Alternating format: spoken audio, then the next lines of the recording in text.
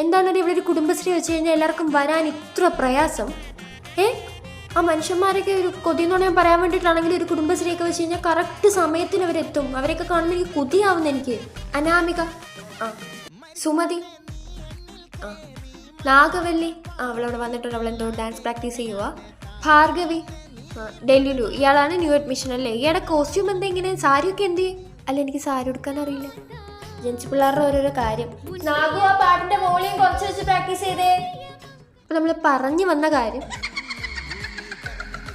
എന്തിനാടോ ഇപ്പൊ ചിരിക്കുന്നേ? ഡെല്ലിലു, താനൊരു പ്രേതമാണോ? താനിങ്ങനെ അവർ ചിരിക്കുന്ന കേട്ടൊക്കെ പേടിക്കാൻ നിന്നാൽ അതെങ്ങനെ ശരിയാവും? ഇങ്ങനൊന്നും മണ്ട അടിച്ച് എന്തിരിക്കും കേട്ടോ. അപ്പൊ ഇന്നത്തേക്ക് തൽക്കാലം എത്രയേ ഉള്ളൂ. നമുക്ക് പ്രതിജ്ഞയോടെ ഈ മീറ്റിംഗ് അങ്ങ് അവസാനിപ്പിക്കാം.